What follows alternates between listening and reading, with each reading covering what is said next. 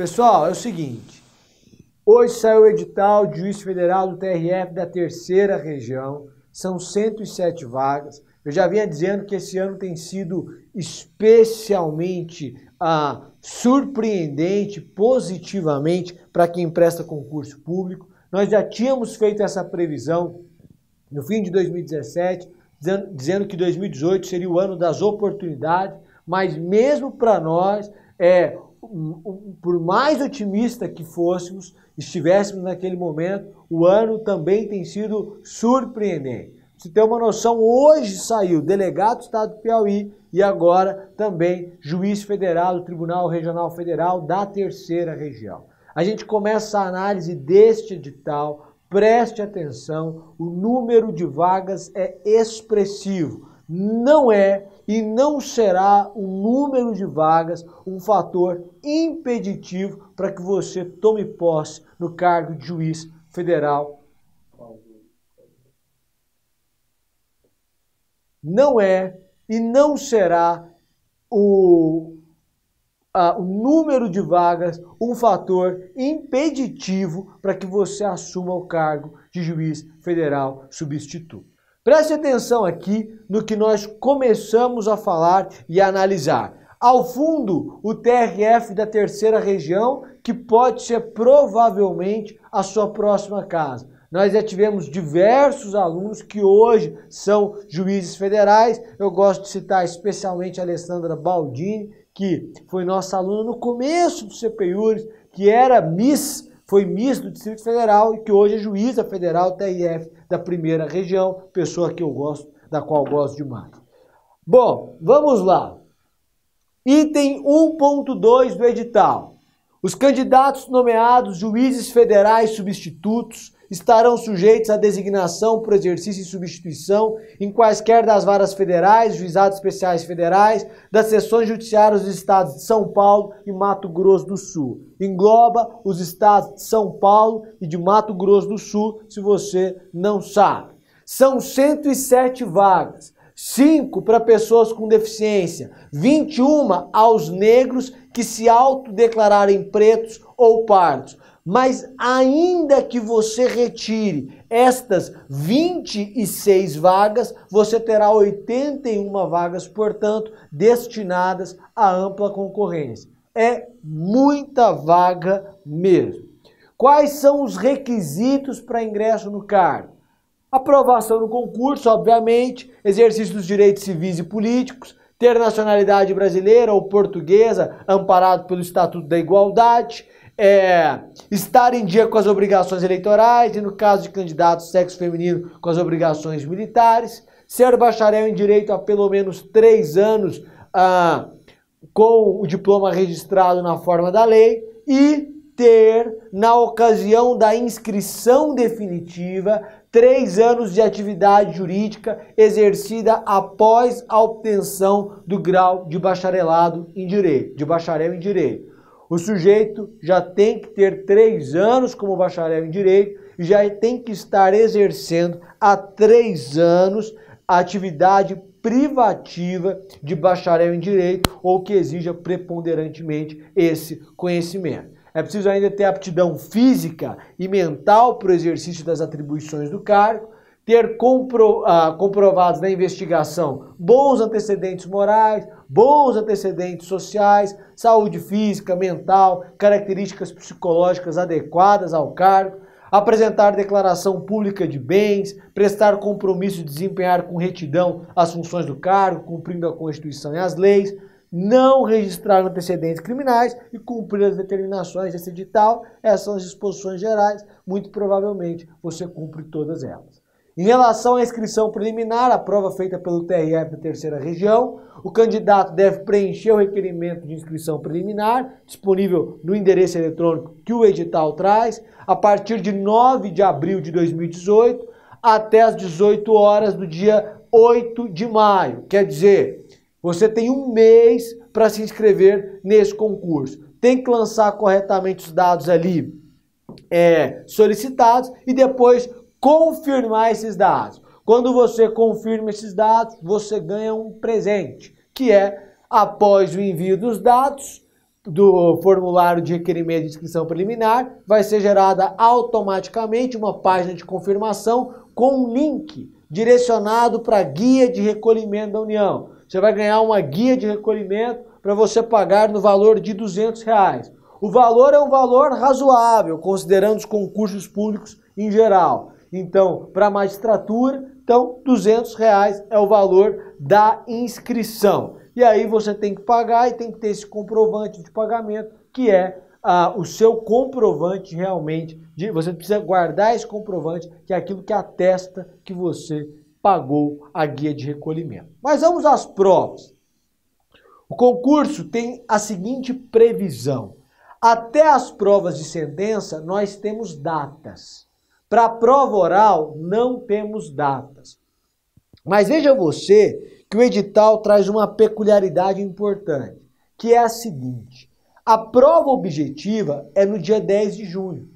É daqui a 2 meses. A prova objetiva ficou muito próxima. Tanto é que eu conversava com o coordenador do curso de primeira fase e chegávamos à conclusão de que teremos que fazer um curso com início quase que imediato, para daqui a 2 semanas o curso já começar, para que tenhamos um curso com 40 aulas. Por quê? Porque a prova já foi marcada para o dia 10 de junho. Para você ter uma ideia, a prova do concurso do Tribunal de Justiça de Minas Gerais, cujo edital foi publicado previamente, vai ser no dia 2 de setembro, 2/9, quase 3 meses depois da prova do TRF da terceira região. Essa é a primeira peculiaridade. A segunda é que há uma distância considerável entre a primeira fase e a segunda fase. Muita gente tem uma dúvida, que é assim, eu vou lá e estudo para primeira fase, mas eu já começo a estudar sentença, para aprender a fazer sentença.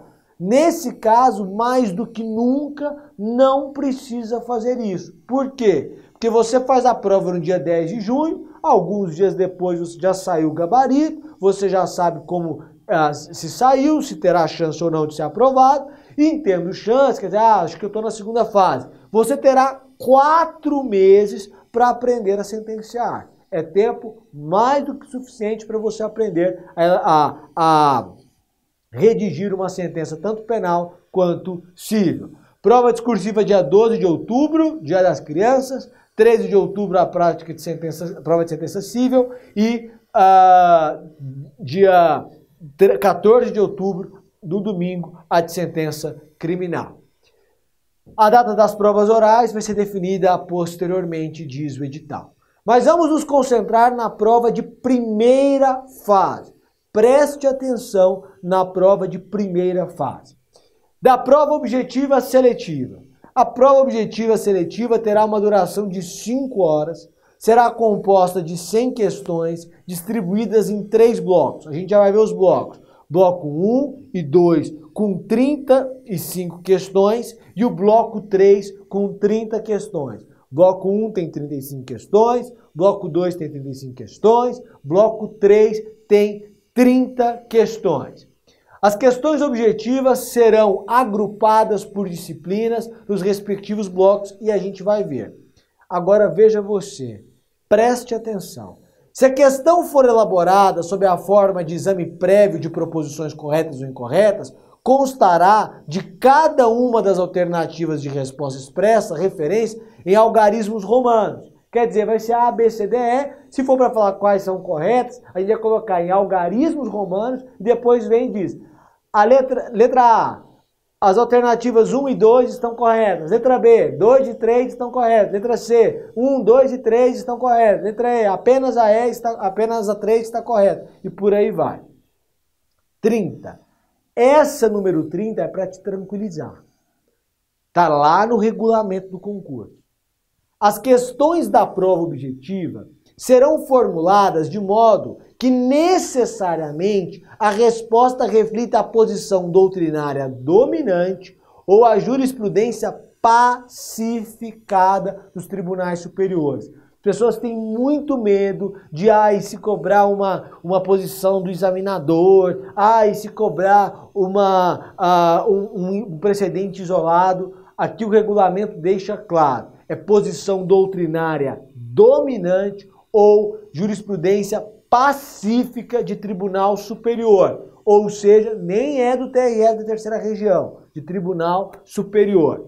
Vai ser considerado habilitado quem tiver alcançado um mínimo de 30% de acerto nas questões em cada bloco e média final de 60% referente à soma das notas dos 3 blocos. Então, na média, 60% e pelo menos 30% em cada bloco. Vamos aos blocos, né? Vamos antes só ver o número de pessoas que avançam. Se tiver até 1.500 inscritos, 200 avançam para a segunda fase. Vão ter muito mais do que 1.500, então 300 vão para a segunda fase. Quem tiver empatada nessa trigésima não, né? Na posição 300 aqui, os empatados avançam, né?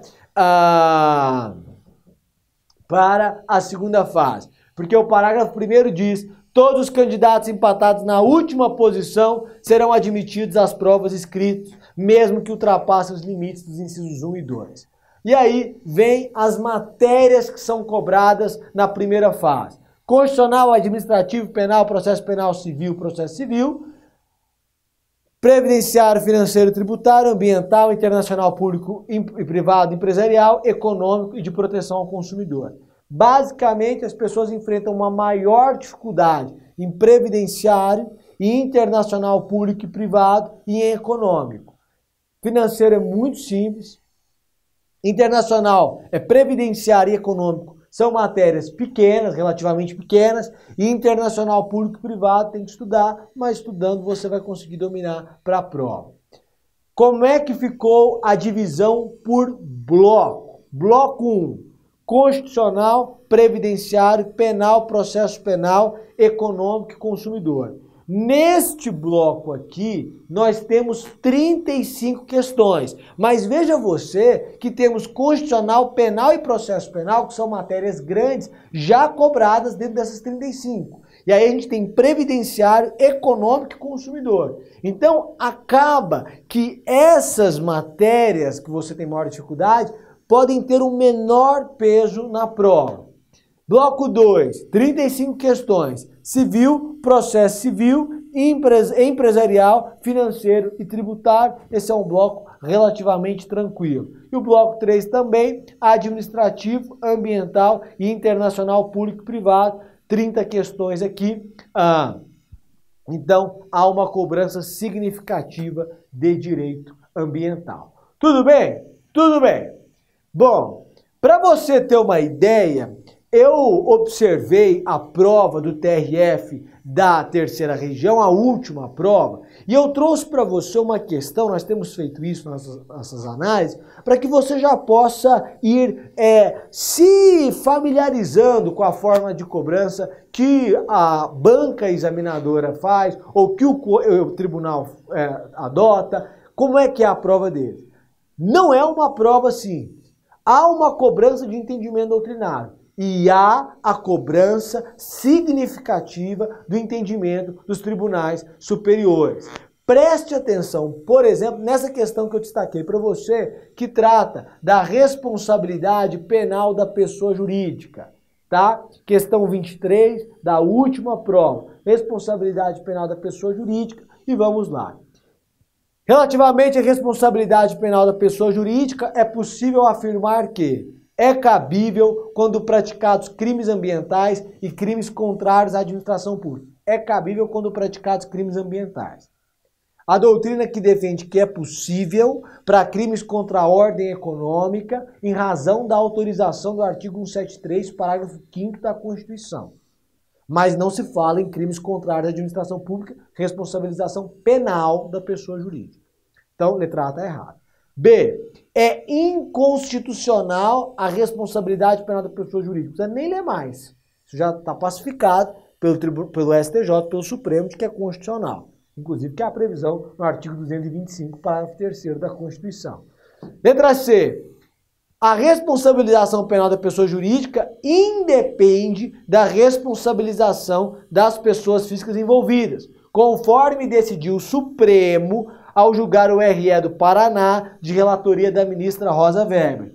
Perfeito, o Supremo entendeu assim, o STJ depois aderiu a esse entendimento. Nós não adotamos a teoria da dupla imputação. A responsabilização da pessoa jurídica independe da responsabilização da pessoa física. A pessoa jurídica, para responder por crime ambiental, eu tenho dois requisitos. O primeiro é que a decisão da prática daquela conduta tenha partido do seu representante, de quem tinha poderes para tanto, do órgão colegiado, do representante legal, contratual. E o outro requisito é que tenha sido em seu benefício. Mas, tendo preenchido esses dois requisitos, eu posso responsabilizar a pessoa física, mesmo a pessoa jurídica, mesmo não responsabilizando a pessoa física. É independente. Essa é a ideia. Letra D, depende da responsabilização das pessoas físicas? Não, porque a gente não adota a teoria da dupla imputação. Veja você, portanto, que correta é a letra C, você deveria ter marcado a letra C. Com isso, pessoal, a gente analisou o edital, a prova que vem, o perfil que vem, os blocos que vem e o tempo que você tem daqui até a prova. Eu recomendo que você se dedique daqui até a prova ao máximo para que você tenha um bom desempenho na prova. É uma corrida contra o tempo, porque a prova é daqui a 2 meses. Amanhã, mais ou menos nesse horário, até a noite, já deve ter sido lançado o curso intensivo do CPIURES para Magistratura Federal, TRF Terceira Região. Nós teremos um curso específico com 40 aulas para que você possa chegar até a sua prova preparado. Mas estude, é uma oportunidade porque são muitas vagas e se você deseja Magistratura Federal, é uma grande oportunidade que você vai ter no meio do ano. Maior incentivo do que a publicação do edital e com muitas vagas é difícil. Portanto, se dedique, conte conosco, mas aproveite mais uma oportunidade que a vida dá. Sorte é o encontro da oportunidade com o preparo. Se você quer ter sorte no dia da prova, se prepare, porque a oportunidade estará lá. Muito obrigado e até o nosso próximo encontro. Tchau, tchau.